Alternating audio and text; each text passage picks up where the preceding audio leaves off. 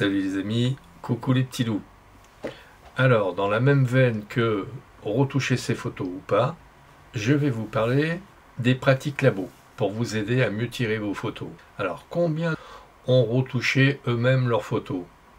À mon avis, très peu. On donnait ses photos à développer et on attendait les résultats de nos tirages papier. Très peu ont fait de labo photo et encore moins en couleur. Ce qui nécessitait et ce qui nécessite toujours une certaine expérience, avoir la connaissance de quelques techniques, voire connaître 2-3 petites choses, comme les couleurs complémentaires ou les dérives colorimétriques, ou comment une correction amène une dérive colorimétrique sur toute la photo. On veut retoucher par exemple la froideur d'un visage, on réchauffe un peu en ajoutant du rouge, et le problème c'est qu'il y avait de l'herbe derrière, elle devient marron, ça c'est pas terrible. Sauf quand tu as acheté des logiciels qui sont un peu plus évolués que Photoshop et qui nous amènent... Alors Photoshop je connais pas, hein, donc...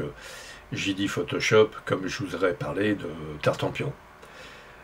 Donc, certains logiciels photo vous permettent de faire des retouches locales, sans que cela touche au contraste général de la photo, ou que cela touche à la couleur générale de la photo. Ça, effectivement. Mais ceci dit, il faut quand même connaître deux, trois petites choses. Et comme je l'ai dit dans la précédente vidéo, passer plus de 5 minutes sur une photo, cela veut dire que la photo est bonne pour la poubelle de l'ordinateur.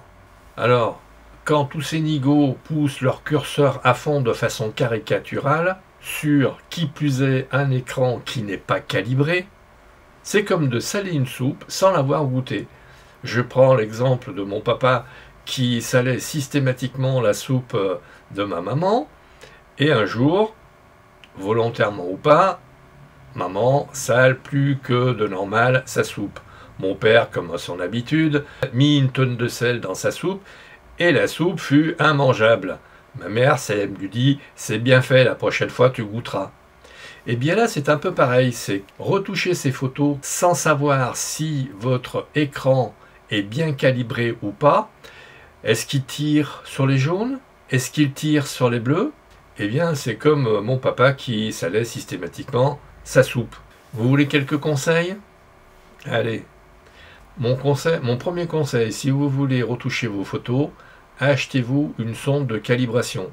Calibrez votre écran une fois par mois, voire tous les 15 jours si vous l'utilisez beaucoup cet écran.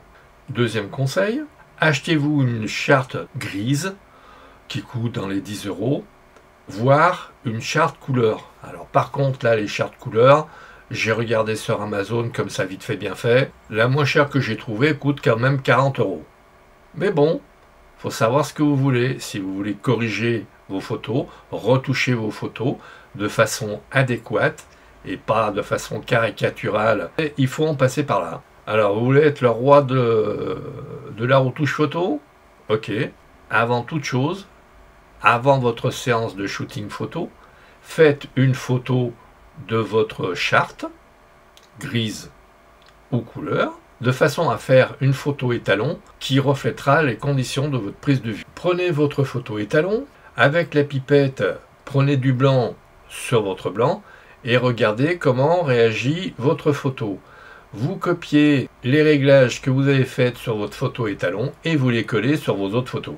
Voilà les amis, je ne serai pas beaucoup plus long. Avec ces 3 conseils, normalement, vous devriez vous en tirer correctement et vous pourrez faire de belles photos et de belles retouches photos sans y passer 3 plombes. Merci pour votre écoute et à très vite.